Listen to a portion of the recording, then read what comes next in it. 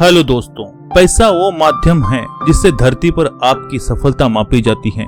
धरती पर मिलने वाली सर्वश्रेष्ठ चीजों का आनंद पैसों से ही उठाया जा सकता है। हमारे पास आने वाले पैसों की मात्रा हमारे काम से ज्यादा नहीं हो सकती और हमारे काम हमारे सोच से ज्यादा समझदार नहीं हो सकते। समझदार सोच रखने वाले और धन पाने के सामान्य नियमों को समझने वाले इंसानों के पास ही धन प्रचुर मात्रा में आता है और टिका रहता है। अन्यथा बाकियों के पास जीवन भर खाली पर्स की समस्या और अपने कर्जों को चुकाने की चिंता रहती है। दोस्तों, आप अगर ऐसी किसी समस्या से परेशान हैं, अपने खाली पर्स के उपाय जानना चाहते हैं, अपने कर्जों से मुक्त होना चाहते हैं और धन कमाना चाहते हैं, तो आपने एकदम सही बुक समरी वीडियो पर क्लिक किया है। दोस्तों, धन पाने के सामान्य नियमों को समझने के लिए वीडियो पर एंड तक बने रहें।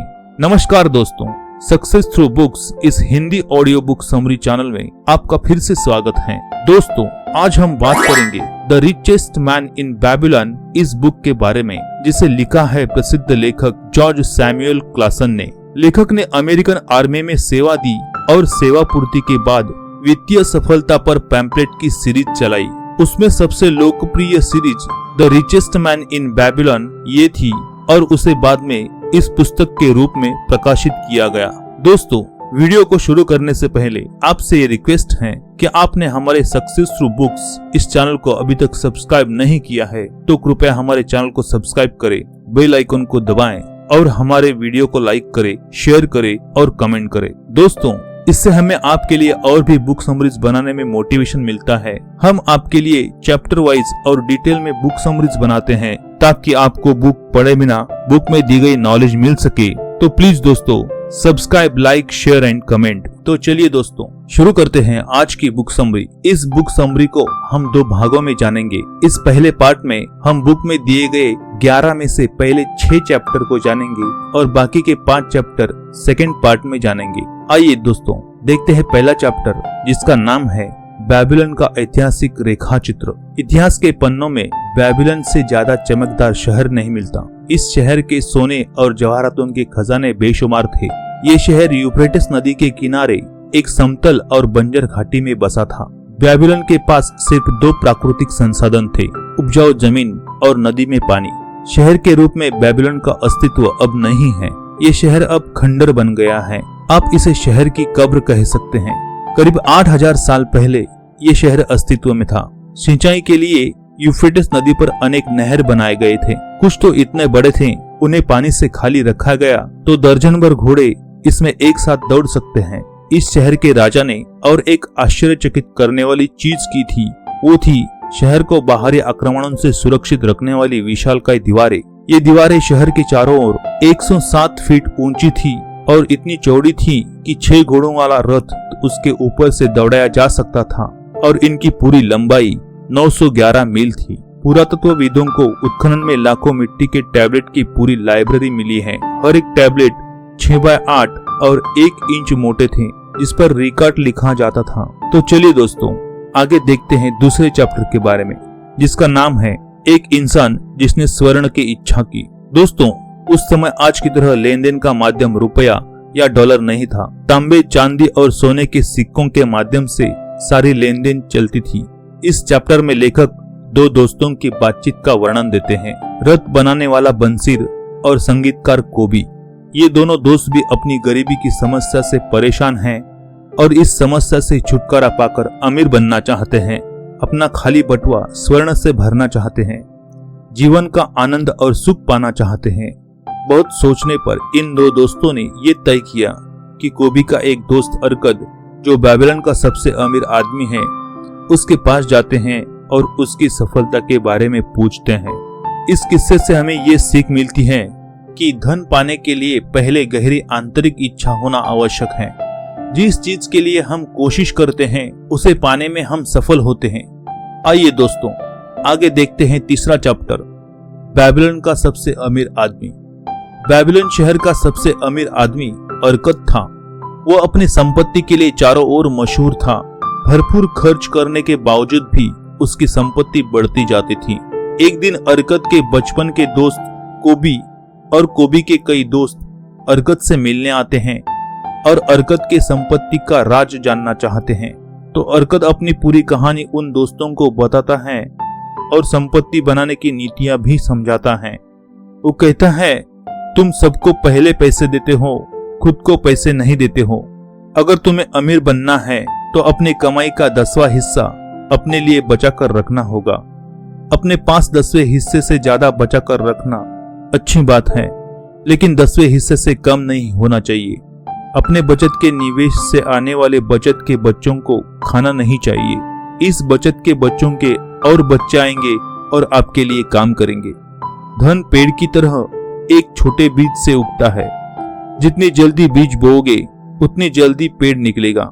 बहुत ज्यादा रिटर्न देने वाले निवेशों के झांसे में मत आए।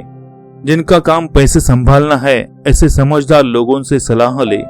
आपके ना होने पर आपके परिवार की जरूरतें पूरी कर सके, इसका इंतजाम करें। और याद रखें, अपनी आमदनी का एक हिस्सा अपने पास रखें। तो चलिए दोस्तों, आगे देखते हैं चौथा चैप्टर, जिसका नाम है एक हल्के बटुए के 7 इलाज। अपने राज्य की जनता को अमीर बनाने के लिए बेबीलोन के राजा ने जनता के लिए क्लास उपलब्ध कराई और क्लास लेने वाला अर्थात अरकत था, जो बेबीलोन का सबसे अमीर आदमी था। उसने जनता को खाली बटुए के 7 इलाज बताए। पहला इलाज है, बटुए में अगर 10 सिक्के डाले तो सिर्फ 9 खर्च करे और अपने बटुए को मोटा करना शुरू करे। दूसरा इलाज है, अपने खर्चों पर नियंत्रण रखे, अपने खर्चों का बजट बनाए। हमारे जरूरी खर्चे हमारी कमाई के साथ बढ़ते जाएंगे अगर इन्हें रोकने की कोशिश ना करें तो। तीसरा इलाज है, अपने स्वर्ण को बढ़ाएं। बटुए में रखा स्वर्ण हमें खुशी देता है पर कुछ कमाता नहीं। हर एक सिक्के को काम पर लगाएं ताकि खेतों के फसलों की तरह वे आप तक आमदनी की धारा पैदा करें। चौथा इलाज है, अपने खजाने को नुकसान से बचाएं। जल्दी पैसा बनाने के अपने रोमानी ख्यालों से सावधान रहे। निवेश के खतरों पर ध्यान दे। स्वर्ण से लाभ कमाने वाले लोगों के ज्ञान का इस्तेमाल असुरक्षित निवेशों से बचने के लिए करें। पांचवा इलाज, अपने आवास को लाभदायक निवेश में बदले। छठा इलाज, भविष्य की आमदनी निश्चित करें। अपने बुढ़ापे और परिवार की सुरक्षा के लिए अभी से इंतजाम करें। सातवां इलाज, अपनी कमाने की क्षमता बढ़ाएं। जितना ज्यादा हम सीखते हैं उतना ज्यादा हम कमाते हैं। बुद्धिमान बने और अपनी क्षमता बढ़ाएं। तो दोस्तों, ये थे खाली बटुए के 7 इलाज। आगे देखते हैं 5वां चैप्टर, जिसका नाम है सौभाग्य की देवी से मिले। बेबीलोन के सबसे अमीर आदमी अरकत के पास अपना खुद का एक हॉल था, जहां लगभग हर शाम लोग जमा होते थे और दिलचस्प विषयों पर भाषण देते थे। आज शाम का विषय अच्छी किस्मत ये था।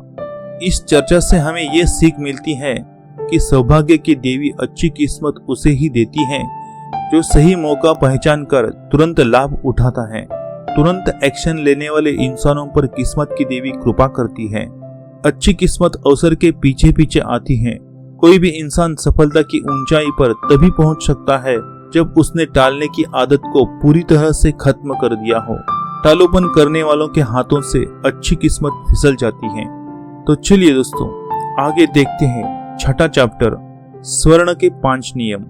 दोस्तों, इस चैप्टर में अरकद और उसका बेटा नोमासिर की कहानी के माध्यम से स्वर्ण के 5 नियमों को समझाया गया है। चलिए देखते हैं वो कौन से स्वर्ण के 5 नियम है। पहला नियम है, स्वर्ण उसके पास खुशी से और बढ़ती मात्रा में आता है जो इसका कम से कम 10वां हिस्सा भविष्य में संपत्ति बनाने और अपने परिवार के लिए बचा कर रखता है। दूसरा नियम, स्वर्ण उस समझदार मालिक के लिए मेहनत करता है जो इसके लिए अच्छा रोजगार खोजता है, जो इसे मवेशियों के झुंड की तरह बढ़ाता है।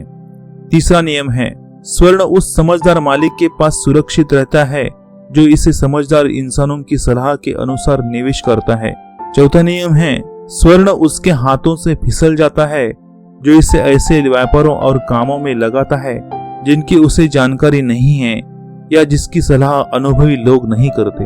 और पांचवा नियम है, स्वर्ण उस इंसान से दूर भागता है जो इसे नामुमकिन कमाई के साधनों में लगाते हैं या धोखेबाजों की चमकदार सलाहों को मानते हैं या अपने अनुभव पर ज्यादा विश्वास करते हैं या निवेश में रोमानी इच्छाएं रखते हैं।